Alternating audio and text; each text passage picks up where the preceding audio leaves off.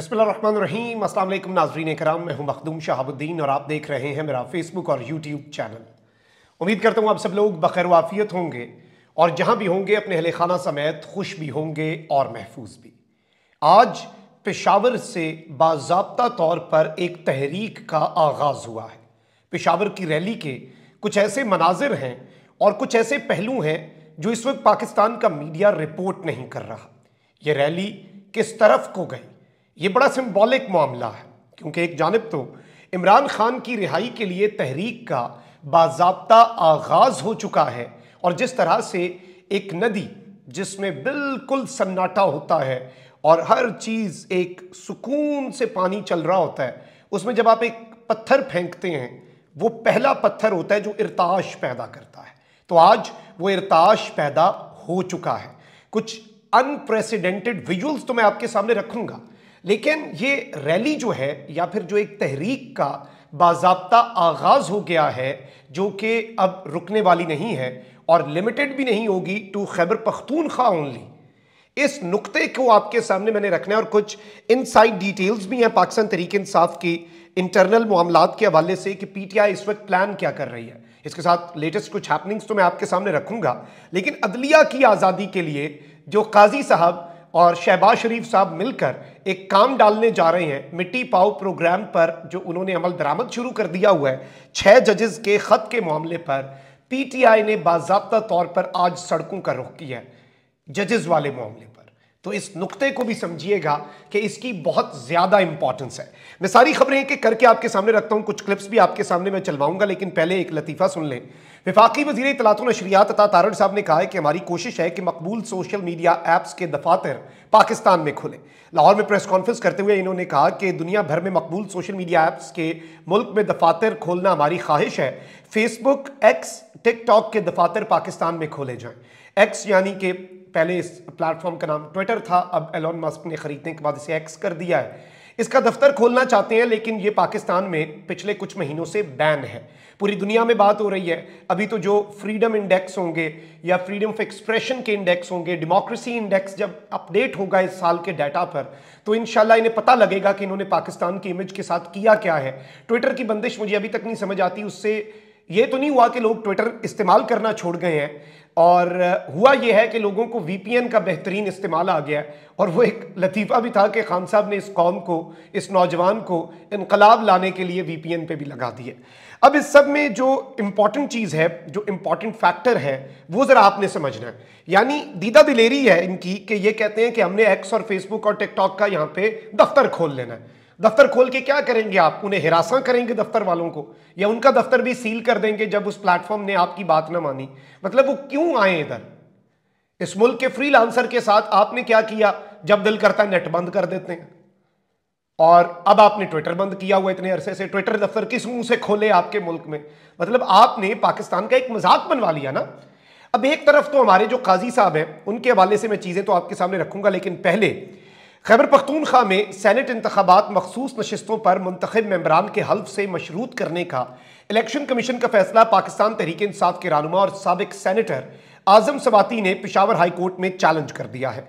और इस सब के अंदर इन्होंने कहा है कि फैसला कलदम करार देकर 2 अप्रैल को खैबर पख्तूनख्वा में जो इंतखाबात हैं सेनेट के, उनका इनेकाद यकीनी बनाया जाए।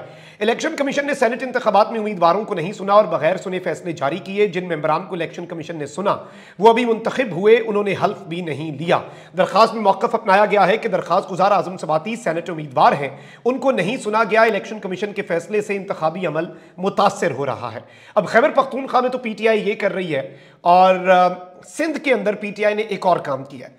पाकिस्तान तहरीक इंसाफ ने सिंध में जो सेनेट के इंतखाबात हैं उनके बाइकआउट का फैसला किया है, और इससे सिंध असम्बली से जो मुंतखब होने वाले, सिंध से जो सेनेटर्स बनने हैं, वो बिला मुकाबला मुंतखब होने का भी इम्कान है।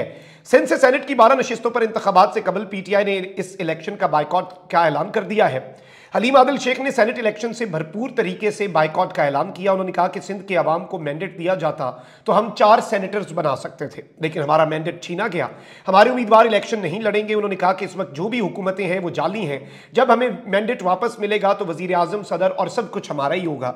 और सिंध में होने ये जा रहा है सेनेट के इंतखाबात में कि तमाम नशिस्तों पर उम्मीदवार बिला मुकाबला कामयाब होने का इम्कान पैदा हो चुका है। सिंध से 7 जनरल, 2 टेक्नोक्रेट, 2 खवातीन और 1 अकलियती नशिस्त पर 2 अप्रैल को इंतखाबात होना है। जराये का कहना है कि सिंध से सेनेट की 10 नशिस्तों पर पीपल्स पार्टी के उम्मीदवार बिला मुकाबला मुंतखब हो सकते हैं। इंतखाब हो भी गया तो वही होगा जो अरेंजमेंट बनी हुई है। फैसल वाडा को एमकेएम भी सपोर्ट कर रही है। पीपल्स पार्टी ने भी कह दिया है कि हमारे 6 एमपीएस जो हैं वो फैसल वाडा को वोट दें। आपको पता है क्यों? अब जरा आ जाते हैं जो हाई कोर्ट के जजेस हैं उनके मामले के ऊपर, और फिर शहबाज शरीफ साहब ने बाइडन को जवाबी खत भी लिखा है, उस हवाले से भी डिटेल्स में पे आपके सामने रखूंगा। अब जो प्रेशर है वो बिल्ड ऑलरेडी हो रहा है। पाकिस्तान तहरीक इंसाफ ने जो एक रुकनी कमीशन बना साबिक जस्टिस तसद्दुक हुसैन जिलानी साहब की सरबराही में, उस कमीशन को पीटीआई मुस्तरद कर चुकी है। और हम ये इंतजार कर रहे थे कि अदलिया की आज़ादी के लिए कब पीटीआई सड़कों का रुख करे। कराची में कल रैली निकली, खौफ के बुत टूटे। आज एक तरफ तो पेशावर में जो हुआ वो तो मैं आपके सामने रखूंगा, और तीसरी तरफ, एक तरफ कराची, दूसरी तरफ पेशावर, तीसरी तरफ बाजवड़ जो है वहां पर इमरान खान की रिहाई और मुराद सईद को तहफ़्फ़ुज़ फराहम करने के लिए एहतजाज हुआ। केपी में मुराद सईद के लिए एक प्रेशर बिल्डअप हो रहा है। अब यहां पर इंटरेस्टिंग चीज़ ये हुई है कि 6 जजेस के खत पर इंक्वायरी कमीशन की तश्कील पर जमात इस्लामी पाकिस्तान के कायम मकाम अमीर लियाकत बलूच का एक अहम बयान सामने आया है। उन्होंने कहा कि इस्लामाबाद हाई कोर्ट के जजेस की शिकायत पर इंक्वायरी कमीशन हमें कबूल नहीं है। इस मामले पर अपने एक बयान में लियाकत बलूच ने कहा कि यह मामला बराह रास्त अदालती फैसले का मुतकाजी है। माजी में इसी नौयत के कमीशन की फाइंडिंग रिपोर्ट्स पर कोई अमल दरामद नहीं हुआ। और ये अब जाहिर बात है पीटीआई के अलावा किसी सियासी जमात ने यह आवाज़ उठाई है। वैसे मैं आपको यह भी बता दूं कि जमात इस्लामी के हवाले से बैरिस्टर गौर साहब ने एक स्टेटमेंट दी कि जमात इस्लामी को प्रेशर था, इसलिए उनके साथ हमारा केपी में इत्तेहाद नहीं हो सका। लेकिन कुछ कोशिशें फिर से हुई हैं। मेरे पास जो खबर पहुंची है पीटीआई के अंदर से, उसके मुताबिक कुछ कोशिशें हुई हैं जमात इस्लामी के अंदर से, और पीटीआई से कुछ पीटीआई के साथ फिर से मामलात जो हैं वो तय हो रहे हैं और ज़रा मिलकर आगे चलने के लिए ये काम कर रहे हैं। वहीं दूसरी जानिब तसद्दुक जिलानी साहब के बेटे भी अपने वालिद की सरबराही में बनने वाले इस एक रुकनी कमीशन पर अदम एतमाद का इजहार तो कर चुके हैं। अब आप ये समझे, जमात इस्लामी ने भी ये कर दिया।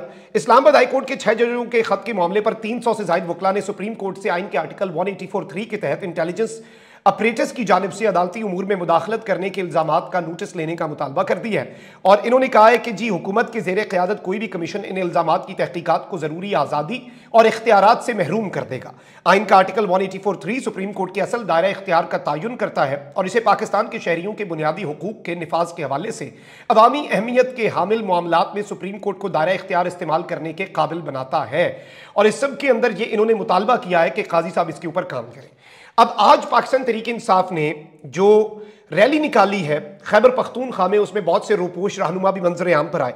लेकिन पहले मैं आपको ये दिखाता हूं कि आज कैदी नंबर 804 के लिए बाज़ाब्ता तौर पर एक इनकलाब का, एक तहरीक का जो आगाज हुआ है। आप जरा ये वीडियो देखें जो आज नारे लगे हैं जिनसे पेशावर गूंज उठा है।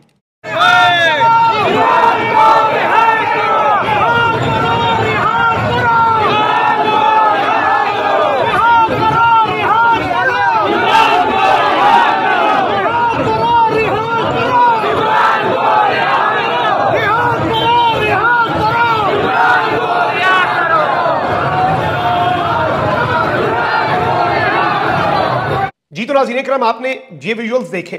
अब जरा नुक्ते को समझिएगा। पेशावर में जाहिर बात है कदरे नहीं बल्कि बहुत आसान है पीटीआई के लिए बाहर निकलना, लेकिन रमजान का महीना है, बहुत बड़ा टेस्ट था। लोग जो है वो फिर भी निकले, बड़ी तादाद में निकले। और ये सिर्फ इमरान खान की रिहाई के लिए एहतजाज नहीं है।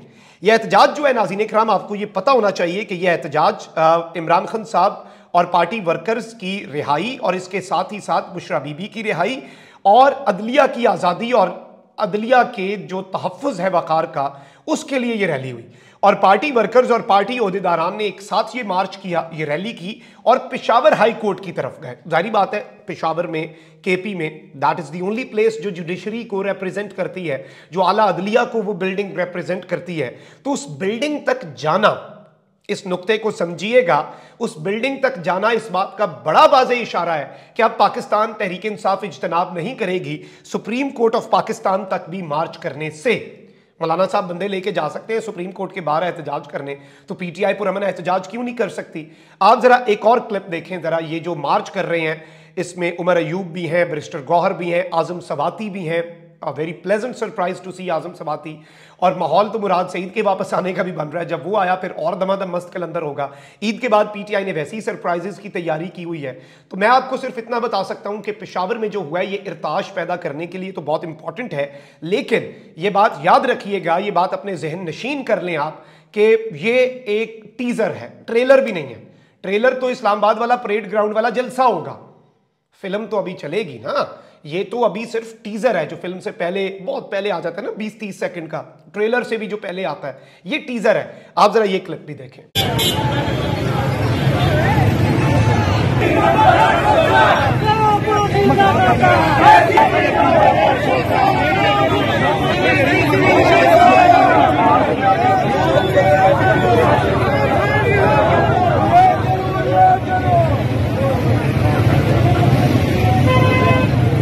जी तो नाज़रीन करम, आपने ये क्लिप भी मुलाहिजा फरमाया। मैंने कुछ डिटेल्स तो बड़ी इंपॉर्टेंट आपके सामने रखनी है, लेकिन मेरी आपसे ये दरखास्त होगी। शहबाज शरीफ ने बाइडन को जवाबी खत लिखा है, उसके मैं दर्जात भी रखूंगा, लेकिन आप शेर अफजल मरवत की जो गुफ्तगू है 1-1.5 मिनट की, इंपॉर्टेंट पार्ट हमने बीच में से कट किया आपके लिए। आप जरा ये सुनिएगा।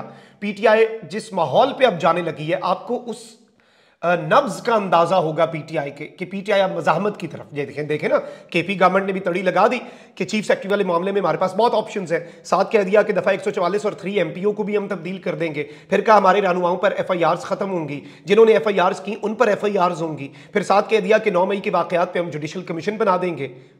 9 मई के वाकयात पे केपी की गवर्नमेंट हाजिर सर्विस पेशावर हाईकोर्ट के जजों को कहेगी आप तहकीकात करें, ओपन समात करें।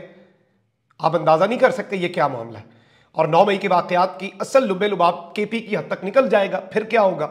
ये बहुत बड़ा मैसेज है मुक्तदरा को। पीटीआई जारहाना मूड में दोबारा आ रही है और ये एक आगाज है। आप सुने जरा शेर अफजल मरवत को।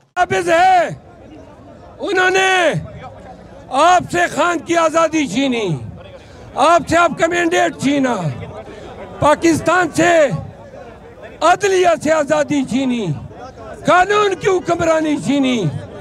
ये वो लोग हैं जो 2 साल तक इंसानी बुनियादी हकूक को जानवरों की तरह पामाल करते रहे। आज इस रैली के तवज्जुह से पीटीआई पाकिस्तान को बताना चाहती है कि पाकिस्तान तहरीक इंसाफ अदलिया की आज़ादी के लिए एक मजबूत चट्टान साबित होगी। अदलिया पे अगला वार करने से पहले आपने पाकिस्तान के अवाम को ज़ब्ह करना होगा। आपने अदलिया पे वार करने से पहले पाकिस्तान के अवाम से निपटना होगा।